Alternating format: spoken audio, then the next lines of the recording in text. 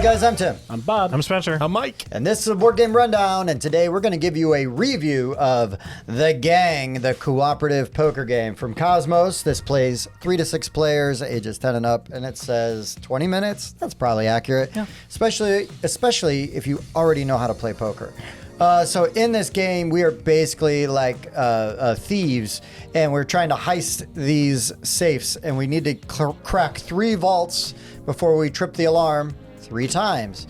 And to do that, we're going to use poker hands. And so you're going to basically get dealt your pocket cards. You're going to look at them and go, these are awesome. And you're going to grab the chip value that you think represents your hand and like how well you think you're doing. So yeah, Spencer, you're stuck with that one. Then we would then go to the flop, which then we would reveal these. And now we're going to base how good we still think we're doing. And I've changed, You right? went from the best hand to the worst hand? I sure did. Then we got the next one, and I'm still feeling pretty crummy about this. So by default, that's going to be hoop. And then this one, and so there's a pair of 7s showing, and it's a race to the bottom for Bob and I.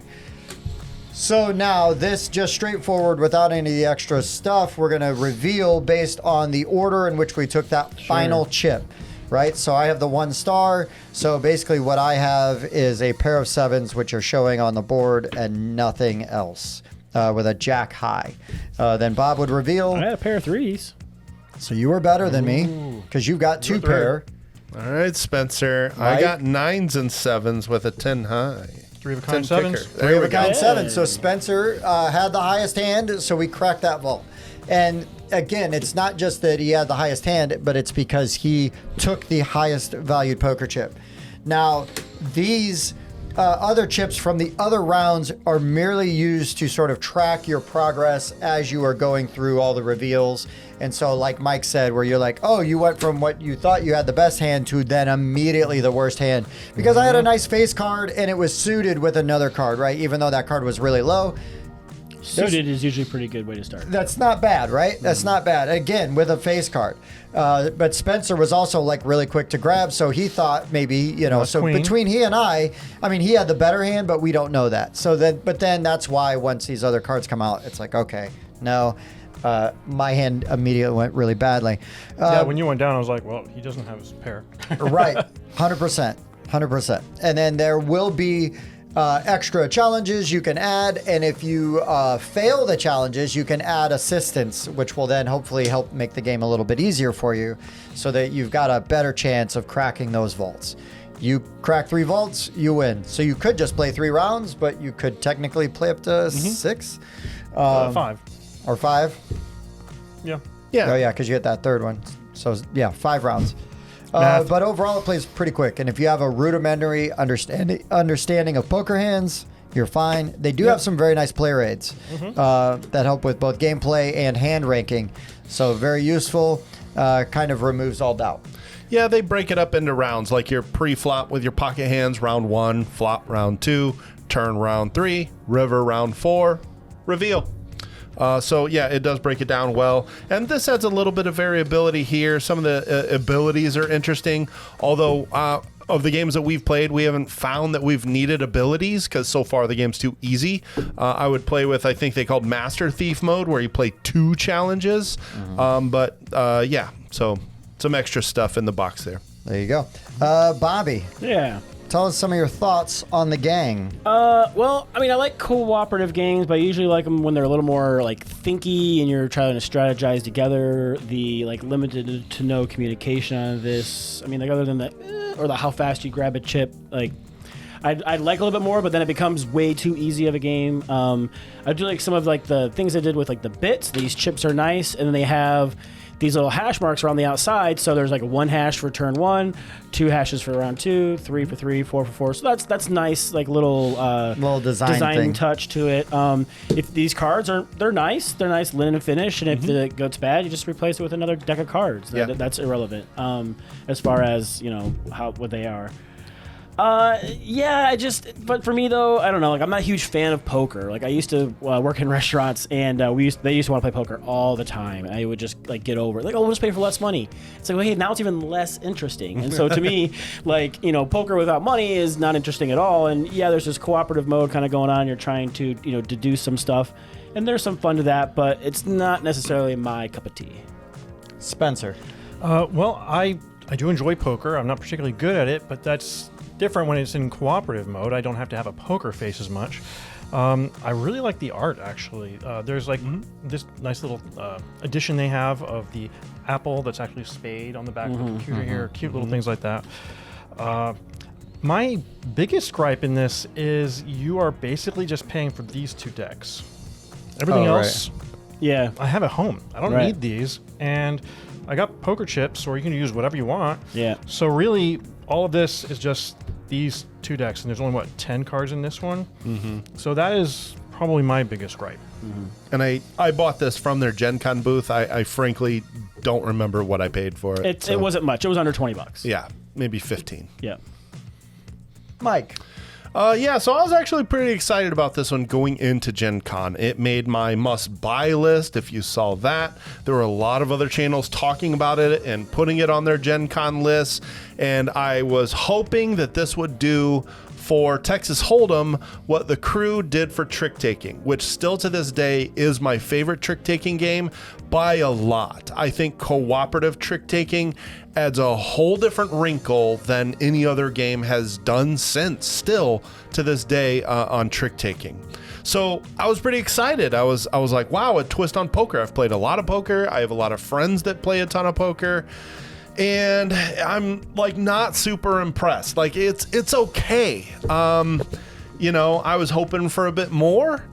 And it's all right. Like, I'm not disappointed that I bought it because of what I paid for it, and the components are good for what you get. These are nice. I wouldn't call them clay, but these are nice chips. Yeah.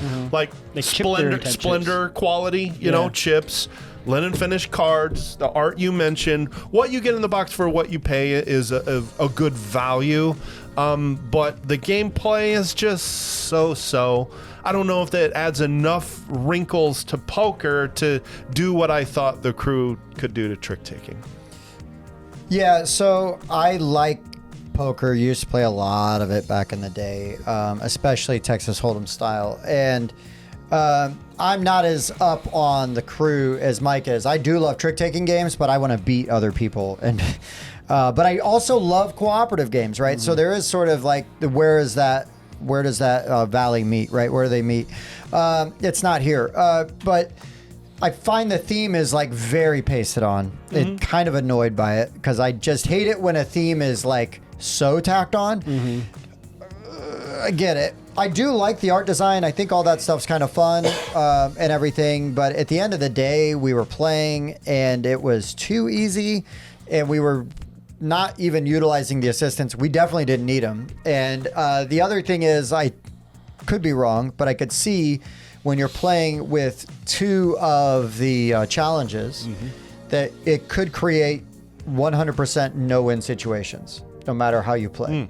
I'm not 100% sure, haven't seen enough of it to know that, but that is my concern, and that is my big gripe on the Crew. Like, if we're playing the Crew and we're going through, I want to be able to, even if we can play it perfectly, I want to be able to continue to go. And I have seen 100% no-win situations in that game, and it's really frustrating because you're really happy you made it like 5 rounds. And then all of a sudden they're presented with a literal no-win situation. Like the cards, the way the card distribution went, there's no way that those could have came out to where you would have won the hand successfully. Yeah, so that potentially could happen here with the gang. I also am a big fan of entry-level games that are really set up to be really good gateway games. This, for whatever reason, is just not doing it for me. I don't think this is a bad game. I thought it was well designed. I came in. It was very easy for Mike to teach it to all of us. We picked it up very quickly. Honestly, those cards are very blasé compared to how cool everything else looks. The vault and the alarm cards. Yeah. And kind of what's the point? you almost just could have poker chips or something that would be a more interesting component than a card. I'm not saying, oh, I need like all these crazy components, but it's literally like a black and white shaded side of the card versus a colorized version of the card on the other side for the alarm. It's kind of boring.